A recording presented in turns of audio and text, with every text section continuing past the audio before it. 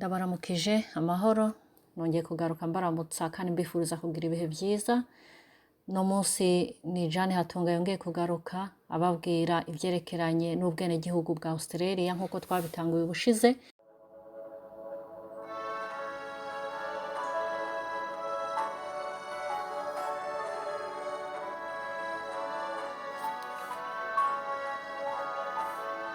Muribuka ko ubushize twatanguriye ku gice kigira 4 kubera ko twavuze ko ari ico gikomeye nico bifuza ko umuntu akoramwe ibibazo byaho byose bitanu ku munsi wo gukora test kugira ngo abitsinde byose. Niyo mpamvu rero byo natanguriye ko, ariko no munsi ngarutse kugira ntangure igice ca mbere. Igice ca mbere cyo kwiga inyigisho z'ubwenegihugu bwa Australia kitwa ngo Australia and its people, no kuvuga Australia n'abantu bayo. Hanyuma turagenda dusoma bimwe muribuka ko twavuze ko dutegezwa kubivuga mu Kirundi ariko kandi tukabivuga no mu Congereza kubera ko test izokorwa mu Congereza. Agace ka mbere batanguriyeho kavuga ngo Australia and its people, no kuvuga abanyagihugu ba Australia. Hariho abanyagihugu ba mbere bahatuye kuvuga mbere aribo bita abasangwa butaka, nibo bita mu Congereza tubivuge mu Congereza kuko n'ubundi nibyo bazokubaza Aboriginal and Torres Strait Islander peoples, bashizeho peoples. Nyuma bavuga bati aba rero nibo batuye igihugu, ukwiye kubitahura mu gihe uri kwitegura gukora ubwenegihugu bwa Australia. Kavuga yuko aba basangwa butaka aribo ba Aboriginal and Torres Strait Islander people. Bavuga ngo aba archaeological record indicated that Aboriginal people bo abo bantu babaye mu gihugu ca Australia kuva mbere bwa mbere na mbere, ngo bahabaye mu myaka 1065 gushika 1040 mu myaka iheze. No kuvuga baharuye ngo mu kibazo barashaka kukubaza ngo the record indicated that the first Australian people bahatuye between, bagaca baguha imyaka itandukanye wowe ugacuzingamo kimwe. Mwibuke ko twavuze ko ari gucuzinga. Bavuga ngo hagati y'imyaka 1065 n'imyaka 1040 iheze, 65 and 40,000 years ago. Wero tuyo kukaraba ukamenya imyaka baguhaye kuko barashaka kuguha yindi itandukanye bakubwira ngo ucuzinge cyangwa se bakakiguha bakubwira ati nibyo cyangwa sibyo ugatora yes or no, true or false, ni kuvuga nibyo cyangwa sibyo. Hama rero bakavuga bati Aboriginal people and Torres Strait Islander people have age-old beliefs and traditions that still guide them today. Ngo imico yabo, imico kama yabo n'uyu munsi niyo bakigenderako mu byo bakora mu buzima bwabo bwa misi yose, kandi abanya-Australia bakora uko bashoboye bakabyubahiriza. Turaza kubisanga hepfo uko bavuga. Hanyuma harahandi bavuga ngo early days of European settlement, no kuvuga mu misi ya mbere y'ukuntu abantu baje kuhatura, abazungu baje kuhatura hamwe n'abandi bantu bose bavuye mu bindi bihugu bitandukanye baza basanga abo ba Aboriginal twavuze n'aba Torres Strait Islander people bari basanzwe batuye muri ico gihugu. Akaronko ka mbere kavuga ngo European settlement started when the first 11 convict ships, no kuvuga amato, hari amato 11 niyo ya mbere yaje muri Australia.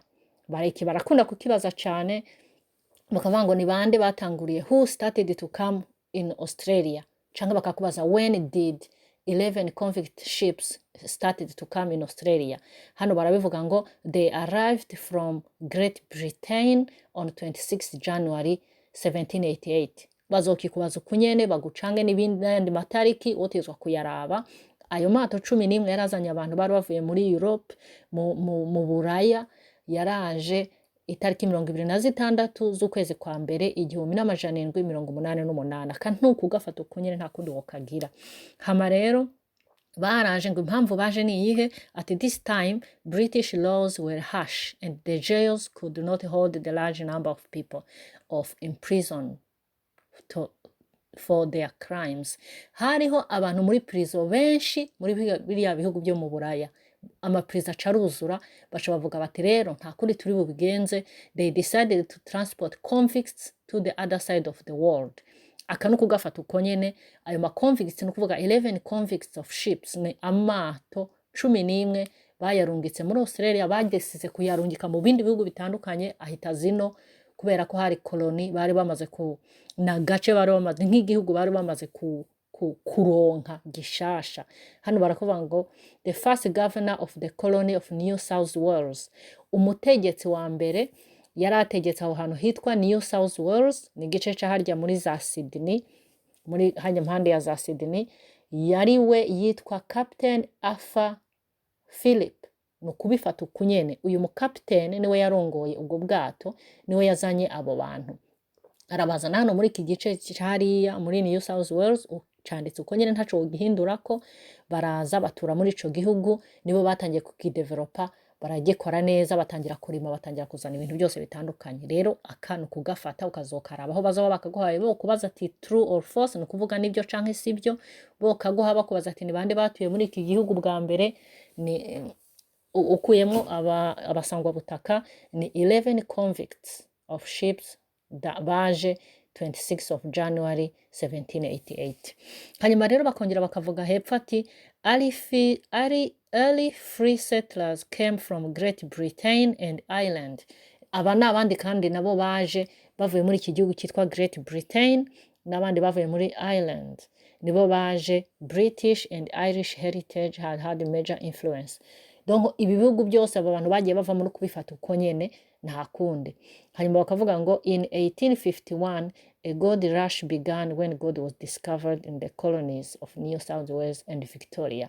Muri uyu mwaka w'1851 amato amaze mbere gato, urabona ko amato yari yamaze kuza yazanye barya abantu. Hanyuma muri uyu mwaka rero niho gold rush began, ni kuvuga niho inzahabu zatangiye kuboneka cyane, ziba nyinshi, bica biba ngombwa yuko abantu bose baza biruka cyane cyane. Baza rero hano twavuze kare hari hitwa New South Wales n'ahandi hitwa Victoria, niho baciye baza bwa mbere. Hanyuma abandi bantu basubiye gukurikira kandi ni Chinese people arriving at this time were the first large group of migrants. Abandi bantu baje cyane ukuyeho bajya ba mbere dutanguriye ko n'aba Chinese, abantu bo muri China nibo kandi baje. Ibi je ndabona nta kundi kuntu ndi bubisigura, ahubwo no kubifata mu mutwe ukunyene, imyaka ukayifata n'abantu ukabafata uko nyene.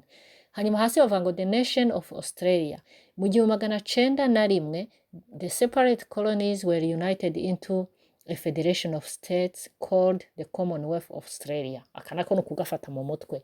Uyu mwaka 1901 niho ibihugu bari bakoze ibihugu hano muri Australia bagiye, urabona ko hari ama state n'ama territories, babishize hamwe byose n'ibindi bihugu bitandukanye, baca bakora ico bita Commonwealth of Australia. Ikintu kugifata ukunyene.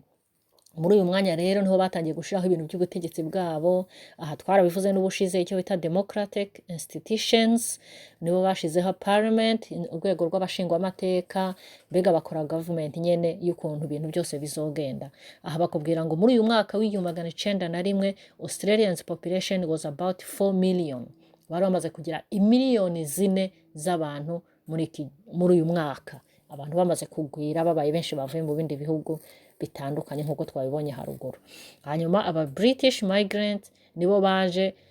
A wave of non-British migration came after World War II. Kare twavuze ko bavuye hari hejuru muri Great Britain, nibo bita British people and Irish people.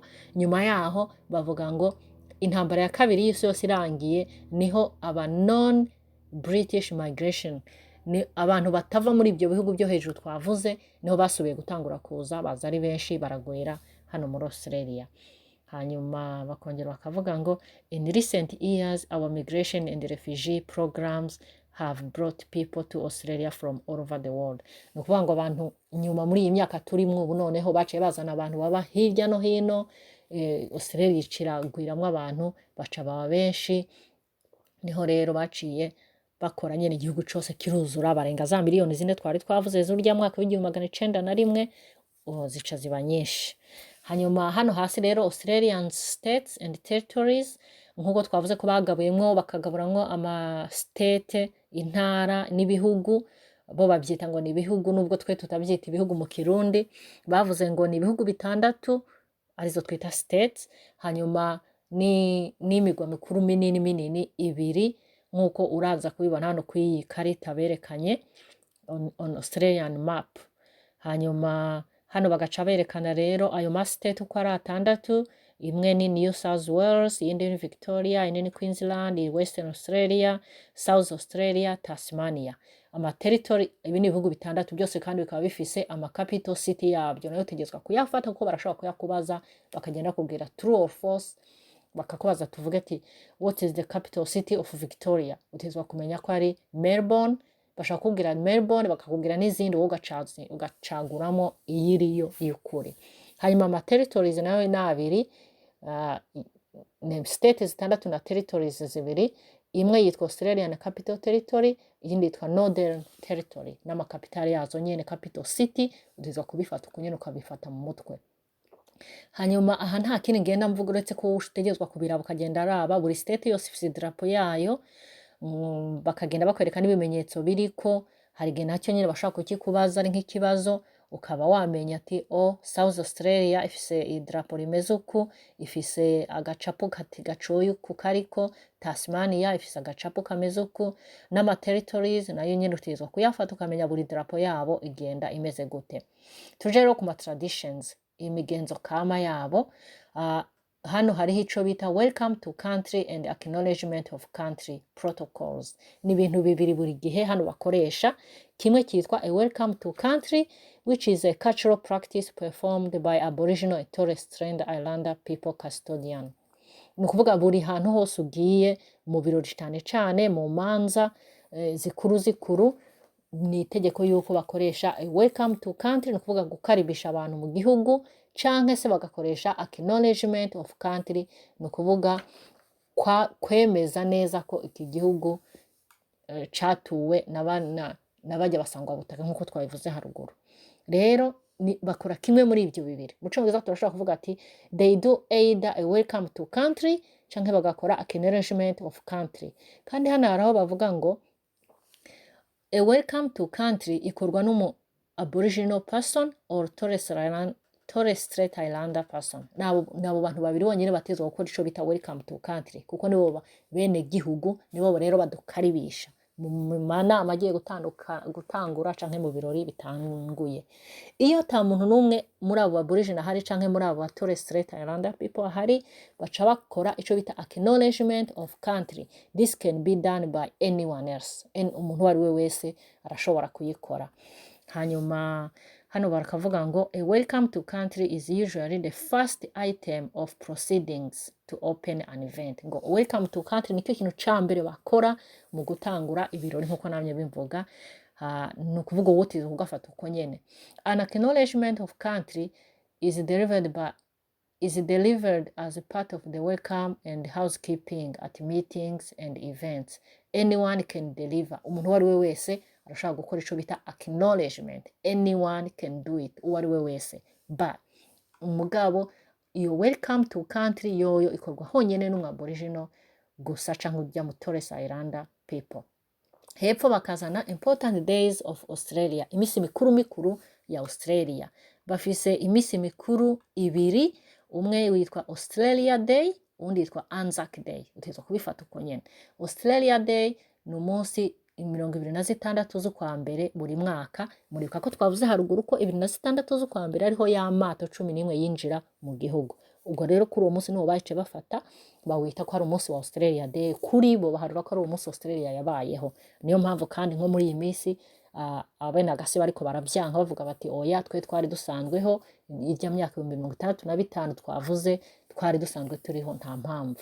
Ariko kugera ubu mu gihe bataragihindura utezwa kumenya ko Australia Day ni 26 January buri mwaka.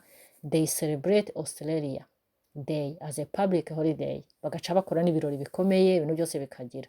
Bagaca bakubwira ngo rero hano it is the anniversary of the arrival of the first fleet from Great Britain in 1788.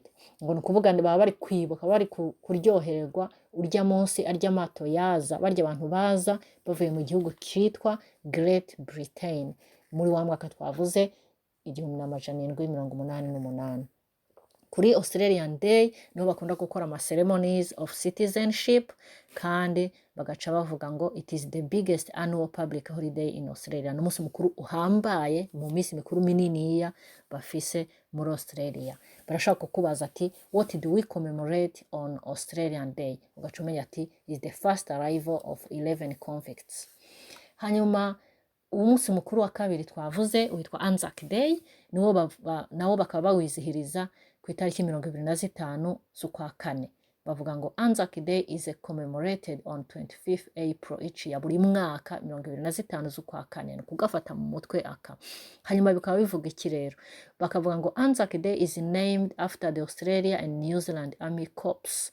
Ngo ni umunsi bibuka ingabo z'igihugu ca Australia hamwe n'izo muri New Zealand igihe zari zigiye ahantu hitwa Gallipoli, which landed at Gallipoli in Turkey during World War. Ni umunsi bagiye muri rya ntambara ya mbere y'isi yose, baja ahantu hitwa Gallipoli tariki 25 z'ukwa kane mu 1915. So utegetswe rero kugafata kuko nta kundi wokagira no kugafata mu mutwe. Hanyuma Anzac Day rero bamba bayikora buri mwaka kuri izo tariki kugira ngo bibuke bajya izijya ngabo zabo ukuntu zaje. Hanyuma tugiye ku madarapo naho aha bakigarutse ko bavuze ngo the Australian national flag is the official flag of our nation. Nuko twavuze ko igihugu gifise amastate 6 n'amaterritories 2, barafise iflag imwe bita ko ari ya Australia yose, ni idrapo, ibendera bita ko ari ry'igihugu cose. Hanyuma iryo drapo rero ngiri bararyerekanye ngaha, the Australian national flag, bayita national flag kuko ni igihugu cose kigiye hamwe. Ikaba igizwe n'amabara tugizwe kuyafata mu mutwe nayo nyene, blue, white and red. Ni ukuvuga ibara ry'ubururu, ibara ryera n'ibara ritukura. Rikaba rifise ututuniro natwo nyene tugizwe gufata ku mutwe. Kambere bakita ngo the Union Jack, which is the flag of the United Kingdom. Ni ikintu cyo hejuru, reka turebe ukuntu bakivuze mu Kirundi.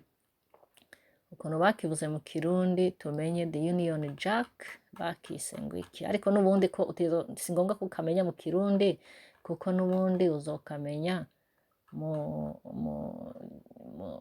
Congereza, baza kakabaza mu Congereza. Bayo ntako bagihinduye, bakigumije nyene ko ari Union Jack, ngo ni ibendera ry'Ubwongereza riri mu furuka yo hejuru mu kubafu, rihagarariye kahise k'abanya Australia.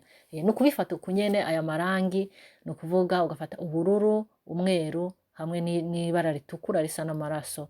Hanyuma hakaba ariho Union Jack, kiya kintu cyo hejuru riri mu furuka yo hejuru. Hakaba ariho iyindi nyenyeri bita ngo ni nyenyeri ya Commonwealth. Twibuka ko Commonwealth ari ibihugu byishize hamwe bikibumba hamwe bigakora ikintu kimwe. Hanyuma hakaba ariho kandi umusaraba wo hepfo uri mu buryo. We rero nta kindi wokora no kubifata mu mutwe ukunyene, the Union Jack, Commonwealth Star, iyi nini iri munsi y'uruntu rutukura. Hanyuma Southern Cross, ijya misaraba yose yibumbiye hamwe, is a group of stars that can be seen in the southern sky. Nta kundi no kubifata uko nyene, ibi nta kundi numva no bikubwira pe, ni mu Congereza nuko nyene. Hanyuma Australian Aboriginal flag, Aboriginal basangwa butaka nabo bafise ibendera ryabo rigizwe n'amarangi naryo nyene black, red and yellow. Urashobora no kugenda ubibona aho utembera hirya no hino, urabibona no kubifata mu mutwe kubibonye ukibuka iri ni Aboriginal, iyi ni national flag, ni igihugu cyose ca Australia. Hanyuma ukavuga ati the Torres Strait Islander flag nabo donc Aboriginal bafise yabo, iyo hagati igizwe na black, yellow and red. Hanyuma Torres Strait Islander flag nayo niyo igizwe n'aya marangi, nayo igizwe n'amabara green, blue, black and white. No kubifata uko nyene pe, nta kindi wobikorako. The blue panel is the center represent the sea. Bagiye berekana buri rangi icyo rigenda risigura, no kubifata uko nyene. The green stripes represent the land. Ibara ry'urwatsi rutoto rihagarariye isi. Hanyuma the black lines represent Torres Strait. Hanyuma bakaba bafise n'iyi mirongo itukura yirabura iciyemo ihagarariye abo nyene abo bita ba Torres Strait Islander people. Hanyuma ibara ry'umweru, dancer head dress in the center is a symbol for all. Hanyuma bakaba bafise kandi nakajya kantu k'umweru gacoyemo, bakaba bafise n'inyenyeri irimo hagati yera. Donc ibi byose no kubifata ukunyene, bazobikoza ukunyene bakabishira mu bibazo byinshi bitandukanye ukagenda ucaguramo. Tugarutse hano nko mu kibazo ca mbere ubona babajije baravuga ngo what do we commemorate on Anzac Day, ngo niki twibuka ku munsi wa Anzac Day, bakaguha ibintu bitatu ucagura A na B na C, wotezwa kureba kimwe kivuga ngo the landing of the Australian New Zealand Army Corps, kubera kuzoba wagafashe mu mutwe. Hari ahandi nakubona ahandi na kindi kibazo naco mbona kivuga ngo what are the colors of the Australian Aboriginal flag, bakaguha amarangi atandukanye wowe ukaza kukirabamo ukamenya ko babifashe mu mutwe, ukamenya ko yaba Aboriginal igizwe na black, red and yellow. Ni ukubifata, niyo mpamvu rero nta kindi twobikorako. Hanyuma rero hari ibindi byitwa ngo Australian symbols, ibimenyetso bya Australia. Ibimenyetso bya Australia ni bingahe? Ni 4. Icambere ni Commonwealth coat of arm, ni ikintu reka turebe ko bakivuze mu Kirundi uretse ko nabyo nyene bidakenewe again. Ni ukubifata uko cyitwa Commonwealth coat of arm, ni ikintu gicoyeho gifise kanguru, gifise n'inyoni bita emu n'agashugwe. Rero ni ikimenyetso ca mbere kigize Australia.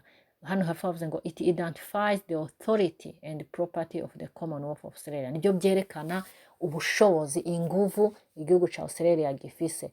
Ibi bimenyetso bashizeho ngaha, gifise shield, gifise kangaroo and emu, gifise gold, agashugwe k'inzahabu, Commonwealth stars sit above the shield, na background gold wattle, iki cyatsi kitwa golden wattle.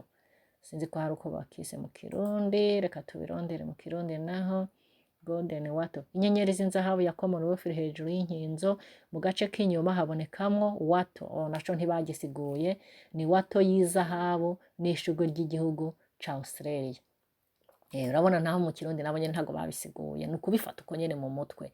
Hanyuma Australian national flower, nk'igihugu ca Australia nabo bafise ishugwe bita ry'igihugu, niryo bita golden wattle. No kugifata uko nyene bazokubaza ngo what is the national flower, baguhe nk'ibyatsi bitatu bitandukanye, baguhe nka eucalyptus, baguhe golden wattle, baguhe na rose, uzocagura iki kitwa golden wattle kuko niyo Australian national flower. Hariho ikindi bita Australian national colors, amarangi y'igihugu ca Australia nabiri, naho nyene no kuyafata mu mutwe. Iya mbere yitwa green, iya kabiri ni gold. Ni ukuvuga imwe ni urwatsi rutoto, iyindi igomba gusa n'urwatsi ruhishiye, niyo bita gold, isa n'inzahabu. Niyo colors, niyo marangi y'igihugu. Hanyuma ica kane hari ico bita Australian national gemstone, ni iki kintu reka turaba ko bakivuze mu Kirundi, opal, ni kirezi c'igihugu ca Australia. Bayise ngo opal ni kirezi c'igihugu. Rero naco nyene no kugafata mu mutwe kukakaboroka ko mu mutwe ko ariko kameze, no kuvuga ni Australian national gemstone, nta kundi bitwobifata no kubifata. Hanyuma rero turangiriza ku ndirimbo y'igihema ishimagiza igihugu ca Australia, niyo bita Australian national anthem. Nibaza ko batazobaza ngo nuyandike canke ngo nuyivuge, ahubwo gusa no kumenya izina ryayo. Izina ry'indirimbo y'igihugu yitwa Australia Advance Australia Fair, niko yitwa, no kugifata ku mutwe kunyene nta kundi wokigira. Hanyuma no kuvuga niyo ihuza abenegihugu ba Australia bose, kandi iyo bagiye gutanguza ibirori bamaze gukora byandi twavuze acknowledgement of country, mu gihe atamu Aboriginal or Torres Strait people bahari ngo akora ico bita welcome to country. Iyo bamaze gukora kimwe muri ibi bibiri baca baririmba iyi ndirimbo rero bita indirimbo y'igihugu ca Australia, niyo bise Advance Australia Fair. Ego, hanyuma rero no kwimenyereza ibi bibazo, no kugenda umuntu yimenyereza nkuko twabivuze. Ubu twari twavuze amarangi y'igihugu iyo bita national colors, twongera tuvuga Australian national flag, ibendera ry'igihugu, amarangi arigize hamwe n'arya amabendera yandi ayabenagasi. Hanyuma tuvuga kandi Australian national gemstone, irya opal, rirya buye ry'igihugu nyene bita ko ari ibuye ryabo. Hanyuma nibi na bino bimenyetso bya Australia byose ni kubifata mu mutwe, nta kundi ukagenda gusa wiga witoza ukurikije ibibazo bashobora kukubaza. Sawa rero murakoze, reka ngeze ngaha, nizere ko hari ico bibafashije, ariko nimwibuke ko narabahaye nimero ushaka kugira ico no mufasha yombaza, karibu yombaza. murakoze muhezagirwe.